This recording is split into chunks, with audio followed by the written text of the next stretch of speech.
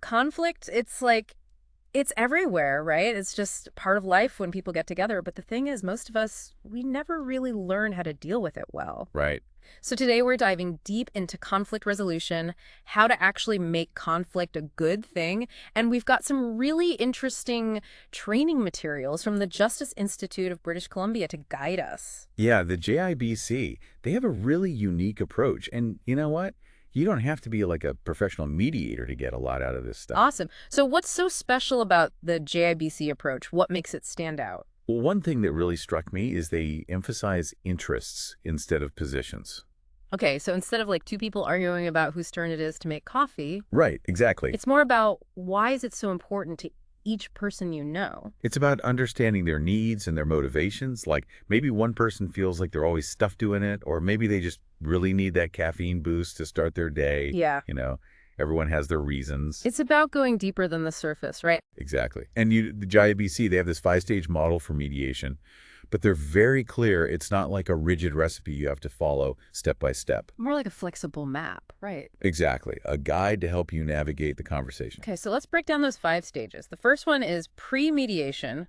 What happens there? It's like laying the groundwork. You assess the situation, figure out if mediation is even the right approach for this particular conflict. And, you got to make sure everyone's actually willing to participate, that they're ready to try to work things out. So sometimes it might not even be appropriate to go to mediation. Yeah, there are definitely times when it's not the best fit. Like if there's a big power imbalance between the people involved, or if there's a history of abuse, or if one person just refuses to engage in good faith, you know what I mean? Like you can't force people to mediate if they're not ready. So let's say we're good to go, everyone's on board. What happens next? Stage two is all about establishing a collaborative framework and building rapport. It's about setting some ground rules for how we're going to communicate, making sure everyone understands what's confidential, and starting to build that trust and that sense of safety that's so important for open communication. That makes sense. Especially when you're dealing with something really sensitive or emotional, you need that safe space, right? For sure. The JIBC, they give examples of some really helpful ground rules, like using respectful language, giving each other space to talk without interrupting, things like that. Mm-hmm. And also, focusing on the future, not just dwelling on the past. Okay, so we've laid the groundwork, we've built rapport, we've set some ground rules. How do we actually help people move from those often very rigid positions they come in with to actually understanding what's going on underneath? That's where stage three comes in, clarifying and framing the issues. And this is where things get really interesting. It's about helping people shift from just stating their demands to expressing their underlying needs and concerns. So it's like helping them uncover the why behind the what, right? Exactly. And, the JIBC training, it actually teaches mediators to recognize different framing types that people use. Like, for example, you might have someone using what they call positional framing, where they're just focused on what they want, their demands. Oh, okay. Or you might have someone using accusatory framing, where they're just blaming the other person. Yeah, that makes sense. And I imagine that makes it really hard to find a solution that works for everyone. Exactly. So that's where this idea of reframing comes in, Yeah. which is such a powerful tool. So can you give me like a real life example? Like how would you actually reframe something? Okay, so picture this. We've got a workplace conflict where an employee is constantly complaining about their boss micromanaging them. Instead of just dwelling on that complaint about the boss, a good mediator might reframe it and say something like, it seems like you're looking for more autonomy in your work, more trust from your boss. Ah, I see. So it's about shifting the focus from blame to understanding. Exactly. And once you start to uncover those deeper interests, you can start brainstorming solutions that might not have even been on the table before. And that's what we all want, right? Solutions that actually work for everyone involved. Absolutely. And the JIBC, they take this a step further by providing mediators with tons of practice through these really cool simulations. They cover all kinds of conflicts, from workplace disputes to family disagreements. So they're not just talking about it, they're giving people a chance to actually experience it. I like that. Yeah, and that's what we're going to get into next. We're going to step into the shoes of a mediator and see how these principles come to life in some pretty realistic scenarios. Sounds good to me. Let's do it. All right, so we're back. And ready to dive into some of these JIBC simulations, see how these conflict resolution principles actually play out in real life scenarios. Yeah, I'm excited to put those mediator hats on and see what we can learn. Okay, so let's start with that workplace conflict we were talking about earlier. You know, the one where the employee felt like their boss was constantly micromanaging them? All right, so the JIBC, they have a scenario that's pretty similar with two coworkers, Maya and Alex. Oh. And Maya is a graphic designer, and she's feeling really stifled by her manager, Alex, Mm. who just seems to be like, looking over her shoulder all the time, second-guessing her every design choice. Yeah, I can imagine that would be super frustrating. Like, you can't breathe, let alone be creative when you feel like someone's watching your every move. Exactly. So now, put yourself in the mediator's shoes. How would you approach this conflict using the GIBC framework and those skills we've talked about? Well, I guess I'd start with that pre-mediation phase, right? Like, meet with Maya and Alex separately to assess their willingness to participate in the mediation and also to get a sense of their individual perspectives and, make sure there aren't any red flags like power dynamics or anything that would make mediation inappropriate. Yep, you're laying the groundwork, setting the stage for a productive conversation. Okay, so then what? What's next? Well, then I'd bring Maya and Alex together and focus on establishing that collaborative framework, explaining the ground rules, emphasizing confidentiality, and really trying to ease any anxieties they might have. I want them to feel like they're in a safe space where they can be honest and open. That sense of safety and trust, it's so essential. Yeah, totally. So once you've created that foundation, how would you actually guide the conversation to help them move beyond just their positions and get to those deeper interests? Okay, so this is where those active listening skills come in, right? And that reframing technique we talked about. Exactly. So I might start by asking Maya, can you tell me more about a specific time when you felt your creativity was stifled or your design choices were being overly scrutinized? Help me understand what that felt like. Right. Those kinds of open-ended questions, they're gold. And then with Alex, I might say something like, what's your intention when you provide feedback on Maya's designs? What are you hoping to achieve? Really trying to get at the motivations behind his actions. You're starting to peel back the layers there. Exactly. Okay, so now, how would you actually use reframing to shift the conversation away from blame and defensiveness to something more collaborative and productive? Okay, let me think. So instead of Maya saying, Alex is always micromanaging me, I might reframe it as Maya is looking for more autonomy and trust in her design process. I like that. And then instead of Alex saying Maya needs to be more open to feedback, I might reframe it as Alex is really committed to helping Maya develop her skills and produce high quality work. Those are great reframes. You've totally shifted the focus from attacking each other to like shared goals and positive intentions. Right. And it's like you said earlier, once you uncover those deeper interests, it opens up all sorts of possibilities for solutions. Totally. And wouldn't it be amazing if through this mediation process, Maya and Alice could actually co-create a system for feedback that honors both of their needs? Maybe like a weekly check-in where they can discuss expectations, review progress, and offer suggestions in a way that feels supportive and empowering for Maya. Yeah. That would be awesome. And it's not about compromise. It's about creating something new and better together. Exactly. So are you ready for a completely different kind of conflict? Hit me with it. Let's talk family disputes. Ooh, those can get messy. They can. And the JIBC program, they have some scenarios that dive right into those complex family dynamics. Okay, let's hear it. So let's say we have two brothers, Daniel and Ethan, who inherit their family's vacation cabin. Ah, family, property, inheritance. That's a recipe for some serious conflict. Right. So Daniel, he lives closer to the cabin, and he's been using it regularly and taking care of the maintenance and everything. Okay. But Ethan, he lives further away, and he feels like he's being shut out. He wants to be able to use the cabin more often. Yeah, I can see both sides here. Like Daniel might feel a sense of ownership, like he's the one putting in the time and effort, while Ethan feels like he's missing out on his rightful inheritance. Exactly. And to make matters worse, Daniel's made some upgrades to the cabin without consulting Ethan, which of course just fuels that resentment even more. Oh boy, yeah, that's definitely going to cause some friction. So we've got hurt feelings, miscommunication, and a good dose of sibling rivalry thrown in for good measure. How would a mediator trained in the JIBC approach even begin to untangle this mess?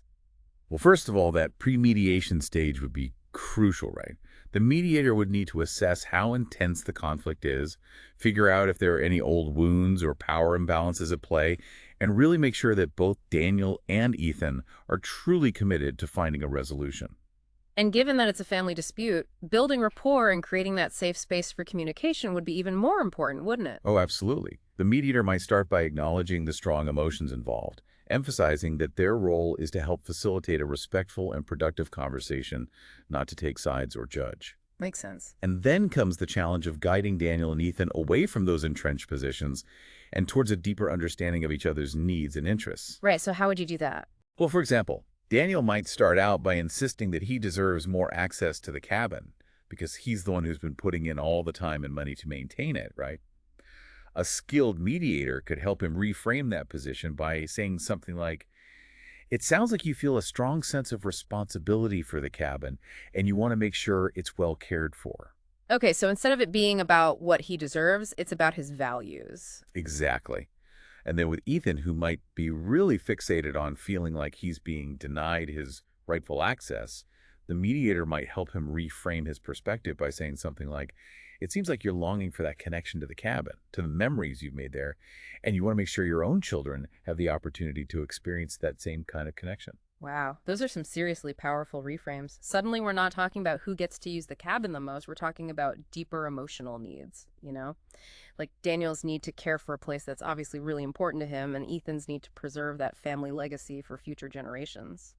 And once those deeper needs are out in the open, it creates so much more space for creative solutions. Like what? Well, maybe they could agree on a shared calendar that guarantees both brothers equitable access to the cabin.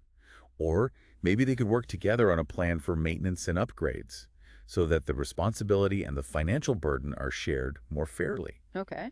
Or maybe they can even explore the possibility of, like, purchasing another property together, one that allows for both individual use and shared family gatherings. Now that's thinking outside the box. Right. And it's a win-win. These simulations are really eye-opening, you know. It's amazing to see how mediation can transform conflict from a destructive force into an opportunity for growth and understanding. It really is. And what's even more amazing is that these JIBC principles and skills aren't just for professional mediators. They're tools that anyone can use to navigate conflict more effectively in their own lives. That's such a great point. Whether we're dealing with a disagreement at work, a family feud, or even just an internal conflict, these insights can help us approach those challenges with more awareness, compassion, and skill. Exactly. Conflict is a part of life, but it doesn't have to be a negative experience. Okay, so we've covered a lot of ground here talking about those JIBC conflict resolution principles and seeing how they work in action with these simulations. Yeah, that's pretty cool stuff. It is.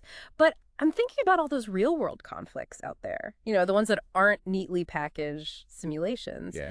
And I'm wondering, what about those situations where there are all sorts of layers of complexity? You know, like cultural differences or power imbalances. How does the JIBC approach address those tricky situations? Those are such great questions. And you're absolutely right. Those factors, they can make a huge difference in how conflict plays out and how you approach it. The JIBC, they're very aware of these nuances, and they really stress the importance of cultural awareness and sensitivity in their training. Because what might be considered, you know, perfectly fine communication in one culture could be totally off-putting or even offensive in another. 100%. Yeah. And it goes beyond just communication styles, right?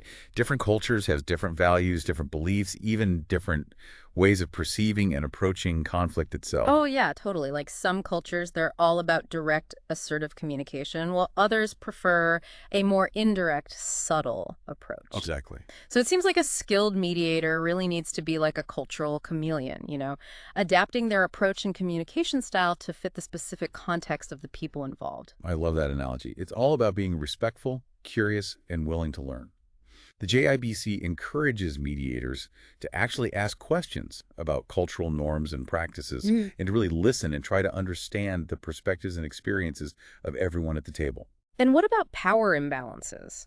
Those can feel almost impossible to navigate, you know, especially when you have one person who holds way more power than the other, whether it's because of their position, their personality, or the resources they have access to.